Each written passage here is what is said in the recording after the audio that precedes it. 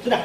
Ya. Terus yang kedua, untuk masalah akuntansi Pak, saya sama tim saya sudah 2 kali ngecek di akuntansi. Kabelnya tidak ada bermasalah, yang di servernya langsung tidak ada yang bermasalah, tapi kabel yang nyambung ke labnya itu Pak yang ada kayaknya tergigit tikus.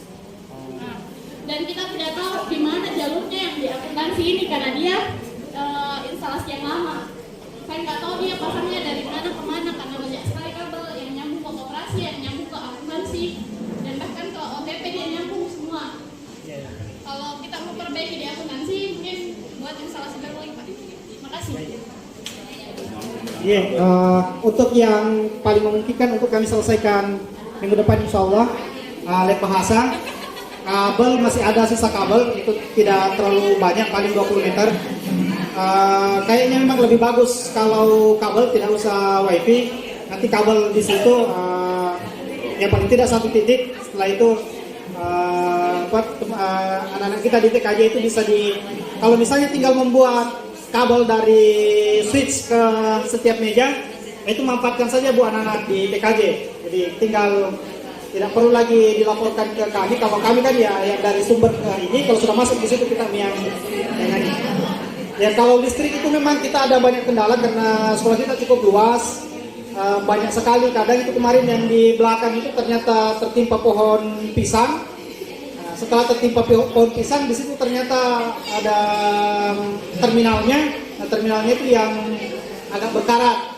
Jadi kalau ke belakang itu ya sudah awalnya 3 fase, kemudian putus 1 fase tinggal 2, terakhir putus lagi 1 fase berikutnya tinggal 1, tapi sudah diperbaiki, bagus lagi. Ibu Sudarni, silakan. Ini sudah berubah menjadi ajang kita. Bu Selvi, mohon maaf, dulu Pak. Sudah berusaha. Assalamualaikum warahmatullahi wabarakatuh. Terima kasih atas kesempatan yang diberikan. Hari ini kita membahas tentang sarana dan prasarana yang kira-kira yang belum bisa dipenuhi. Ya, kalau yang lain mungkin listrik dan internet. Kalau di ruangan kampus IBK itu alhamdulillah sudah ada internet, sudah ada peralatan. Namun ada satu yang belum terrealisasi nih Pak, ini komputer atau PC untuk ruangan kami. Karena kebetulan di ruangan kami itu tidak semua guru BK itu memiliki laptop Pak, belum. Kemudian termasuk laptop saya Pak itu sering bermasalah juga, jadi kami mohon dalam kesempatan ini mudah-mudahan komputer atau PC bisa direalisasikan juga. Terima kasih. Assalamualaikum warahmatullahi wabarakatuh.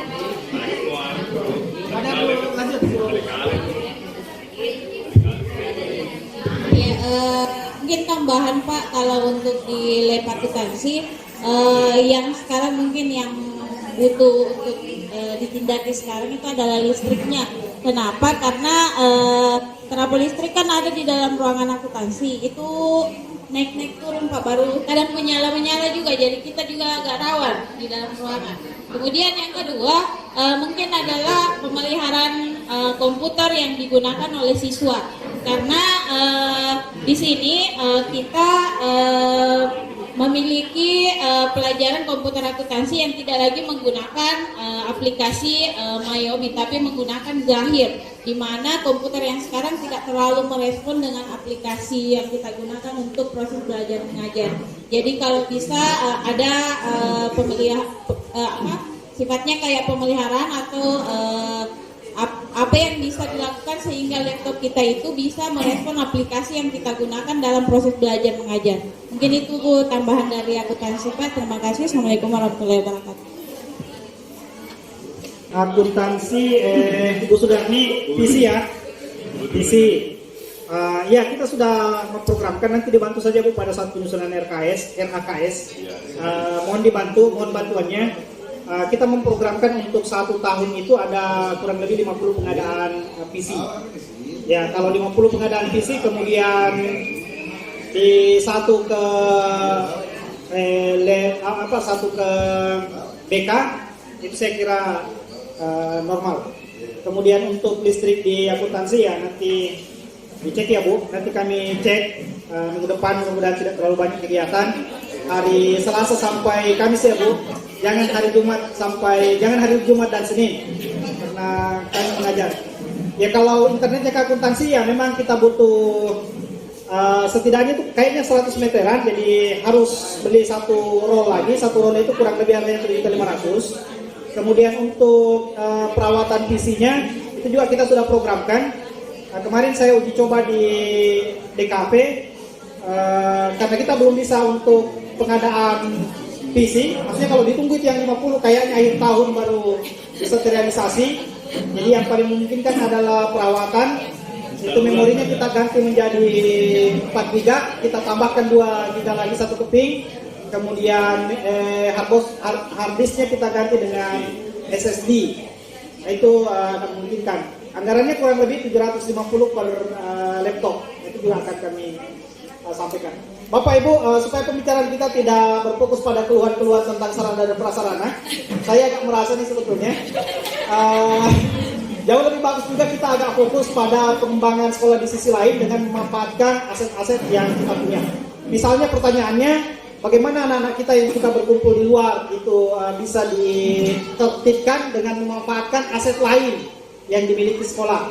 Misalnya kita memanfaatkan masyarakat sekitar supaya anak-anak kita itu tidak berkumpul. Nah, mohon ide-idenya. Kemudian kita kita bekerja sama dengan Bapak Polisi dan Satpol PP yang markasnya agak dekat dengan kita, itu untuk menertibkan hal-hal lain atau membina kedisiplinan siswa kita. Kita mengaktifkan atau bekerja sama dengan sanggar-sanggar seni yang ada, itu untuk meningkatkan atau memberikan wadah bagi anak-anak kita yang, yaitu kan anak kita yang suka lompat pagar sebetulnya ada kelebihan di energi kinetisnya yang tidak termanfaatkan. Nah, ini mungkin kalau kerjasama dengan sanggar-sanggar olahraga yang ada itu bisa dimanfaatkan. Atau anak-anak kita yang kalau kita mengajar kemudian dia menyanyi kiri kanan, itu bisa kerjasama dengan sanggarnya Pak Surya untuk ini. Nah, itu juga yang kita butuhkan selain terbatas pada sarana dan prasarana. Silakan Bapak Ibu, ada tambahan dari Pak Idris, ada program lain Pak Idris? Ya, terima kasih. Jadi mengenai tadi masalah siswa sering keluar ke sekolah, saya sarankan mungkin yang tempat di sini ada hutan sekolah, mungkin di situ kita bisa memanfaatkan untuk kita buat warkop di situ. Ada tempat-tempat duduk, jadi anak-anak kan senang begitu, KPKP begitu. Jadi ruang yang sejuk, kemudian ruang memang anak-anak senang. Nah, di situ daripada dia keluar, berarti dia kumpul di situ saja. Kemudian ada memang orang dari kita kerjasama dengan orang di luar itu untuk, atau kita sendiri yang mau diproduksi untuk kelola di situ. Jadi pokoknya kasih cantik, kasih seperti di luar warkopnya. Jadi anak-anak tidak perlu keluar dari situ, saya duduk nongkrong semua. Kalau ya artinya yang ada uangnya ke situ. Guru juga bisa ke situ duduk. Jadi untuk inspirasi bisa di situ. Jadi lebih bersih lagi kelihatan nanti kalau ada warkopnya di situ. Kemudian dikasih bersih memang di situ. Dibikinkan tempat duduk di area hutan di situ. Jadi seperti di seperti di SMK 6 dulu saya lihat. Jadi Australia ya. SMK 6 ada warkop begitu, ada tempat-tempat hujan. Jadi mungkin bisa lahan yang itu yang ditanyakan tadi masalah lahan kosong, ya itu tadi lahan hutan itu dijadikan tempat istirahat siswa. Kemudian tempat juga kita pasang hotspot di situ. Jadi siswa yang mungkin senang. Nah, yang penting kalau mau di situ ada produksi. Jadi anak-anak bayar ada kita pakai mikrotip.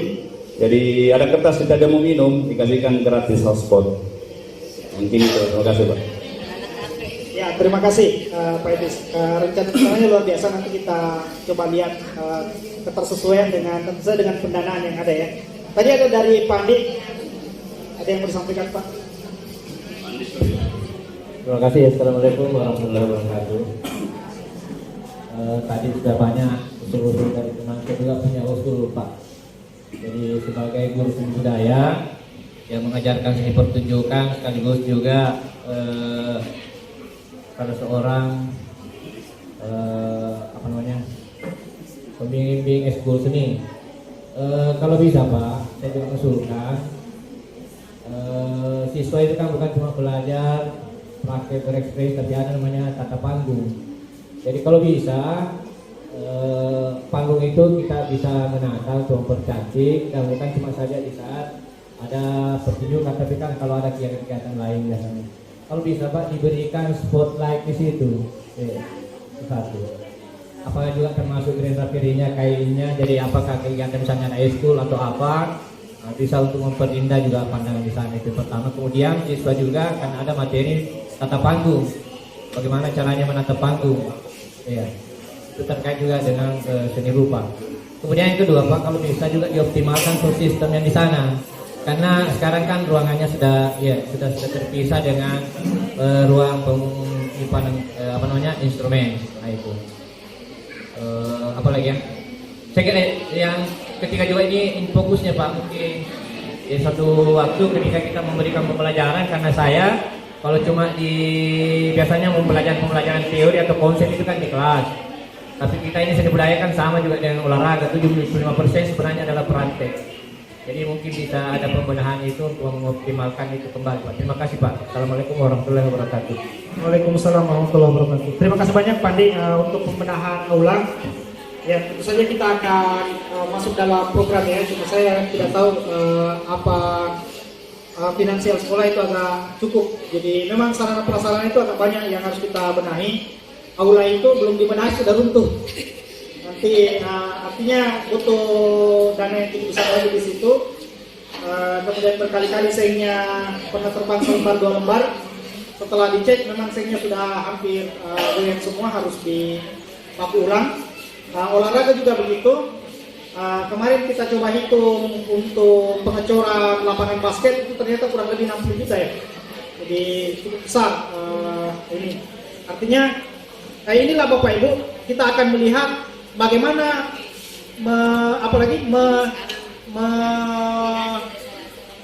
bagaimana mengimplementasikan ide-ide kita, kemajuan-kemajuan itu dengan menggunakan aset yang ada. Maksud saya begini, kita kan ketemu masalah nih. Kita mau aula itu dimanfaatkan semaksimal mungkin untuk seni pertunjukan, untuk pameran dan apa dan lain sebagainya. Tapi masalah kita adalah gedungnya ini. Nah, sekarang kita akan coba berpikir bagaimana memanfaatkan aset-aset yang ada di sekitar kita itu supaya gedung itu layak untuk digunakan. Begitu juga dengan sarana olahraga. Ternyata misalnya kita butuh dana 60 juta, itu kan cukup besar dan bisa menyerap dana sekolah yang cukup tinggi. Nah, bagaimana memanfaatkan hal-hal yang ada atau aset atau hal apa yang bisa kita gunakan untuk menutupi itu, untuk ini. Nah, cara berpikir itu yang kita akan coba, Bapak Ibu. Cara berpikir itu kita akan coba. Jadi kita mencoba berpikir menemukan solusi terhadap masalah yang kita punya, tidak dengan maksudnya tidak hanya berfokus pada kita menunggu, pokoknya harus ada pidana baru kita bisa ini, harus ada pidana baru kita bisa ini, harus ada pidana kita bisa ini. Nah itu sebetulnya inti dari asset based approach ini, pendekatan berbasis aset ini. Itu yang kita upayakan. Jadi mungkin kalau dengan dana BOS itu tidak terlalu cukup karena ada banyak yang harus dibenahi juga. Tapi ya mungkin kita bisa memanfaatkan hal-hal lain untuk perbaikan itu. Apa misalnya orang tua siswa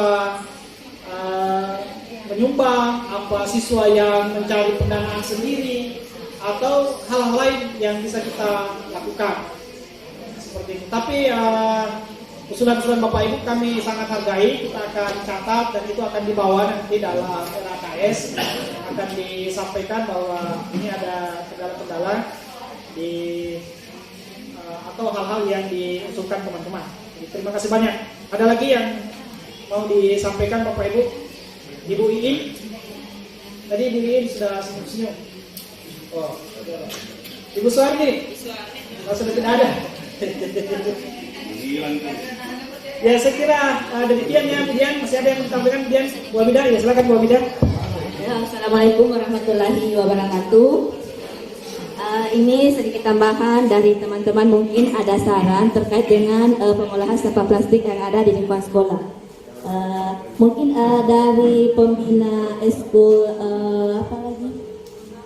pencipta alam, mungkin ada ide untuk pengolahan sampah di lingkungan sekolah kita ini. Karena saya rasa ini sampahnya sangat luar biasa. Kalau pagi mungkin bersih, tapi ketika siang itu sampahnya sudah berserakan di tempat sampah masing-masing depan kelas. Mungkin dari eskul pecinta alam mungkin ada ide untuk pengolahan sampahnya untuk kedepannya nanti ini.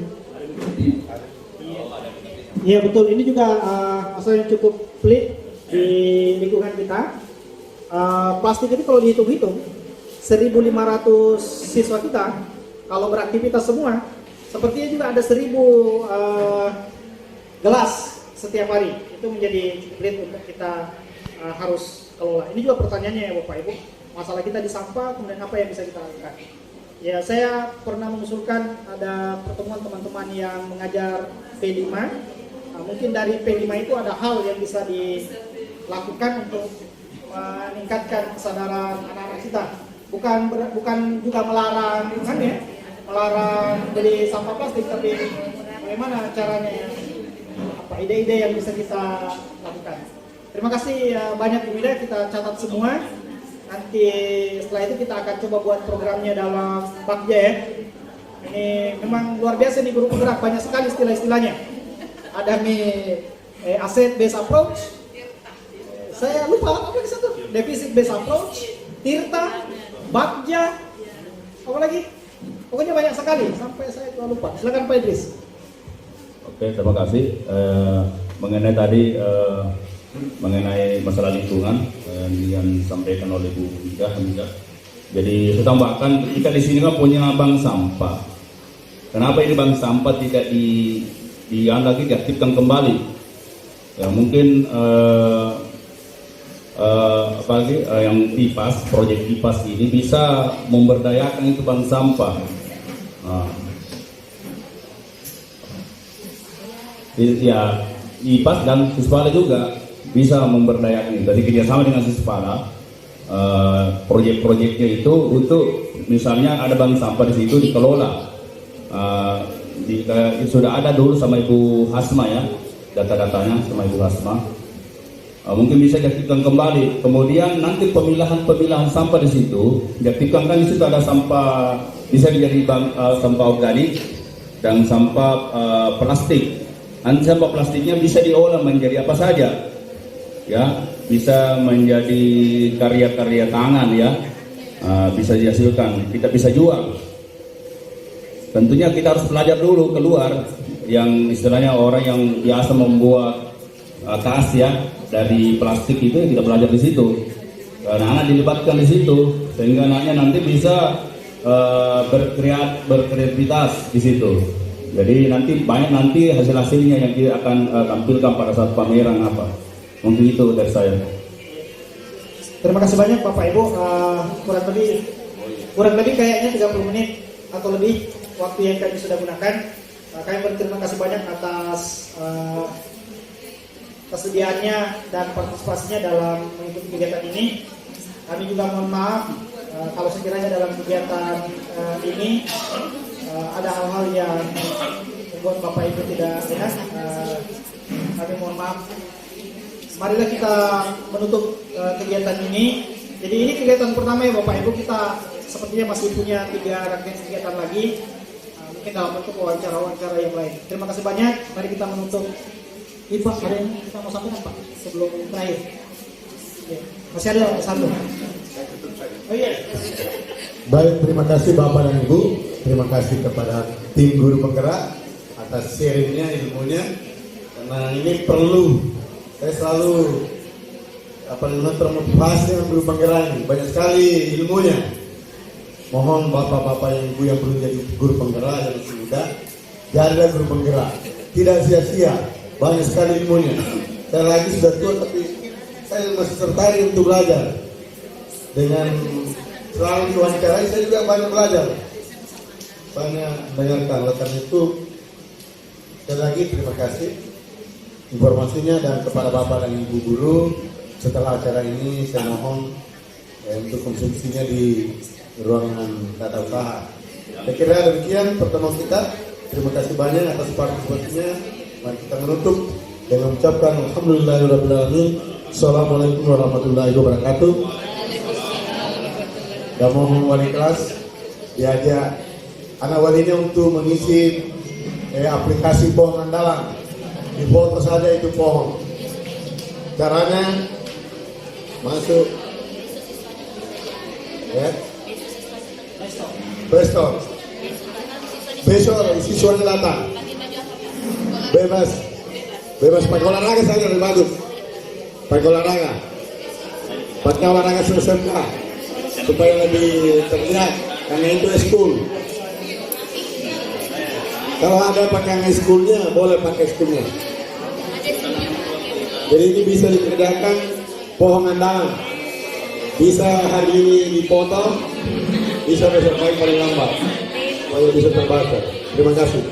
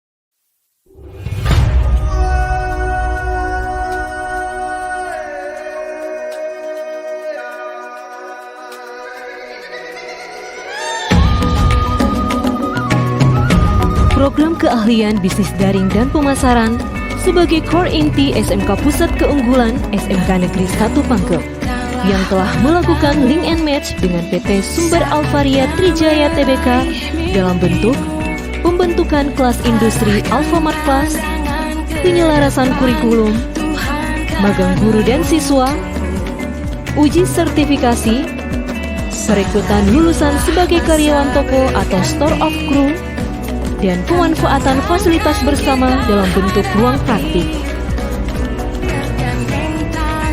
SMK Pusat Keunggulan merupakan program pengembangan SMK dengan kompetensi keahlian tertentu dalam peningkatan kualitas dan kinerja yang diperkuat melalui kemitraan dan penyelarasan dengan dunia usaha, dunia industri, dunia kerja yang akhirnya menjadi SMK Pusat Keunggulan yang dapat berfungsi sebagai sekolah penggerak dan pusat keunggulan untuk meningkatkan kualitas kinerja dan dapat diimbaskan ke SMK lainnya. Menjadi suatu kebanggaan bagi SMK Negeri 1 Pangkep yang dipercaya oleh Direktorat SMK menjadi salah satu SMK Pusat Keunggulan dalam bidang bisnis daring dan pemasaran di Kabupaten Pangkep, Provinsi Sulawesi Selatan. Peningkatan kompetensi tenaga pendidik melalui program guru magang, penyelarasan kurikulum bersama dengan IDUKA, penerapan budaya kerja, dan masih banyak lagi yang lainnya. Tahap pembangunan 100%. Dan pada tahap ini, proses pembangunan memasuki tahap pengecatan dinding dan juga lantai, serta penataan ruangan dan peralatan.